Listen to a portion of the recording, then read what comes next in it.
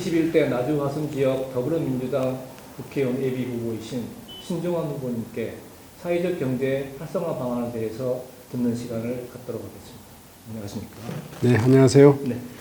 먼저 사회적 경제 방송 구독자분들을 위해서 간단한 소개 좀 부탁드리겠습니다. 사회적 경제 방송 구독자 여러분 안녕하십니까? 저는 더불어민주당 나주 화순 국회의원 예비 후보 신정훈이라고 합니다. 요즘 신종 코로나 이 바이러스 때문에 여러분들 걱정 많으시죠? 우리나라가 그래도 WHO 국제보건기구에서 국가 방역체계 한 9위권에 있는 나라라고 합니다. 손 씻기 잘하고 또 마스크 잘 활용해서 이런 위기를 함께 잘 헤쳐나갔으면 좋겠습니다. 오늘 여러분들께 이렇게 화면을 통해서 뵙게 돼서 대단히 반갑고요. 또 나주 화순 지역뿐만 아니라 그 국정 과정에서도 여러분들의 요구가 담아질 수 있도록 그렇게 열심히 노력하겠습니다. 고맙습니다. 네, 나주하고 이제 화순 쪽에서 네. 관심을 갖고 계신 지역이 많이 계실 겁니다. 네. 그중에서 이제 지역별로 또 필요한 사업들이 좀 많이 또 있을 거라 생각하는데요. 네. 어떤 사업이 있을까요? 사회적 경제 주체들에게는 조금 더 먼 이야기일 수는 있습니다만은 우선 나주와 화순은 그 전남의 미래 산업을 담당하는 지역으로 어떤 그 미래의 밑그림을 그리고 있습니다. 참여정부 때 이곳에 확정된 그 정부 공공기관 이전과 혁신도시를 기반으로 해가지고 그 에너지 신사업의 메카로 또 이 나주를 꿈꾸고 있고요. 또 한편으로는 이번 정부가 추진하고 있는 그 생물의학산업 벨트 그 공약의 어떤 중심지가 화순입니다. 화순 같은 경우는 그 미래의 어떤 바이오 메디컬 그 산업의 허브로서 키워나갈 그런 계획을 가지고 있습니다. 이처럼 나주 화순은 이제 미래 전남 광주의 먹거리 산업을 키워나가는 그런 어떤 중심 도시로 만들어 가겠습니다. 네. 우리 문재인 대통령 국정과제 중에서 사회적 경제 활성화가 들어있습니다. 네. 이와 관련된 후보님의 사회적 경제 활성화 방안은 어떤 것이 구성이 있습니까? 우선 문재인 정부 들어서 국정과제로 또 선정된 바 있고 또 공약으로서도 확정됐던 사회적 경제 기본법이 이번 국회에서 통과되지 못했다고 합니다. 대단히 안타깝고 또 서글픈 일입니다.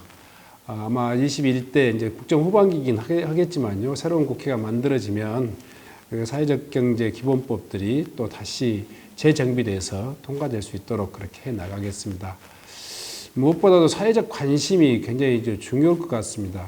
말로는 사회적 경제에 대한 관심이 많이 커지고는 있습니다만은 우리 사회에서 약자입니다. 여전히 비주류 경제의 주체고요. 그래서 국가가 또 국회가 적극적으로 이런 사회적 경제에 대한 그 기업 그리고 주체들에 대한 적극적인 지원 정책을 만들 수 있도록 그렇게 노력하겠습니다.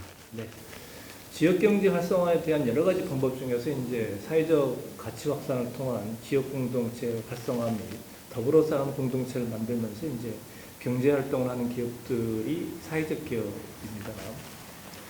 사회적 경제 발전을 위해서 이제 구상하고 계신 계획이 또 있으시면 좀 말씀 좀 부탁드리겠습니다. 특별히 제가 사회적 경제 전문가라고 생각되지는 않습니다만은 지난 시절 이제 나주시장, 전남도의원 이런 그 현장의 정치인으로서 활동해 보면서 이런 사회적 경제 요소가 우리 사회에 곳곳에 많이 있고 또 그 사회적 경제 요소들을 잘 융합하면서 오히려 훨씬 더 효과적이고 또 이 성과 있는 그런 사업들을 많이 경험해 본 적이 있습니다. 여러분 혹시 기억나실지 모르지만 지금 현재 농촌 지역에서 대대적으로 추진되고 있는 농기계 임대은행 이 사업 같은 경우는 국가가 이 기계를 구입, 보관, 수리하고 또 임대하고 그 생활하는 사람들이 그걸 빌려 쓰면서 가장 저렴한 비용으로 자기 경제 활동을 해 나가는 그런 체계입니다. 사회적 경제 조직은 아니지만 그런 유형의 그런 사업들이 오히려 이렇게 현장에서 대단히 많이 효과적으로 운영되고 있는 걸 봅니다. 또 하나는 제가 시장 때 했던 그 농번기철 공동급식 제도 저 역시 마찬가지입니다. 모든 농가에서 이렇게 이 농번기철에 열심히 일하면서 각 집마다 이 밥을 해가지고 인력 소모도 많고 또 노동도 제대로 조직화되지 않는 상황을 마을 단위로 이 급식을 같이 공동으로 해내면서 노동은 노동대로 그리고 식생활은 식생활대로 같이 공유했던 그런 경험이 있습니다.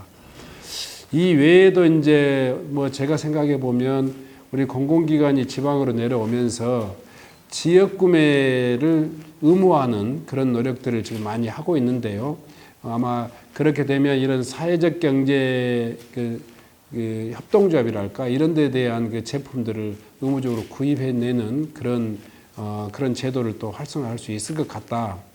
뭐 제가 보기에는 사회적 경제의 사회적 약자들이 이런 서로 협업 그리고 또 네트워크를 통해 가지고 자기 경제적인 어떤 활동을 실현하는데 굉장히 좋은 사례들이 많이 있기 때문에 우리가 제도화하고 또 그걸 뒷받침하는 노력을 계속해 나가야 될 것 같습니다.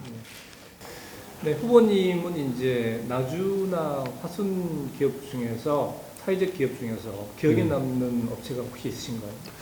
뭐 제가 시장 할 때는 그 사회적 경제 법이 활성화되지 않았기 때문에 기업의 형태는 아니었습니다만 최근에 이제 그때 시작한 마을 사업들이 마을 기업으로 사회적 기업으로 성장한 경우가 아주 많이 있는데요. 아마 제일 기억에 남는 것은 화탄마을 이제 마을 기업 사례가 대표적일 것 같습니다. 그때 저는 뭐 지역 주민들이 마을 가꾸기를 하면서 경제협동 사업으로 이 식육정부가 식당을 하겠다 그래서 굉장히 반대를 했어요. 제가 시장인데. 근데 그 마을 분들이 이 식당을 협동조합 형태로 한다고 하길래 굉장히 위험스러워 보였고 과연 될 수 있을까 싶어서 제가 굉장히 만류를 했던 기억이 납니다. 그런데 그 마을 주민들이 굉장히 서로의 어떤 그 숙고 과정을 통해 가지고 사업을 시작했고 한 15년 가까이 됐는데 여전히 유지되고 있고 또 상당 그 수준의 어떤 이 운영이 잘 되고 있는 걸 보니까 굉장히 좀 그 운영 주체들이 대단한 인내심과 또 끈기를 가지고 잘 해나가고 있지 않을까 생각합니다. 앞으로도 이제 우리 사회적 기업들에게 많은 관심을 좀 부탁드리도록 하겠습니다. 그리고 이제 사회적 가치를 추구하면서 기업을 운영하고 있는 나주 화순 지역 사회적 기업들에게 좀 한 말씀 부탁드리겠습니다. 우리나라 경제 수준은 OECD 국가에서 12번째 그 경제 대국이라고 합니다. 근데 우리 국민들의 생활 수준은 여전히 힘들고 또 팍팍하죠. 특히 지방 그리고 서민들의 삶이 그렇습니다. 이런 그 서민들과 지방의 어떤 이 경제가 살아나기 위해서는 그런 경제 주체들 간의 서로 협력과 협동이 굉장히 필수적일 것 같습니다. 그래서 저는 이제 이런 에너지 기업을 통한 에너지 신산업의 어떤 그 육성과 함께 또 지역에 어떤 그 거주하는 많은 그 지역민들이 경제 주체로서 경제 활동을 잘 해나갈 수 있도록 그런 사회적 경제에 관련된 그런 제도, 법 이런 것들을 만드는데 적극적으로 노력하겠고요. 또 함께 공부해 나가겠습니다. 네, 오늘 바쁜 시간 내주셔서 감사합니다. 네, 고맙습니다.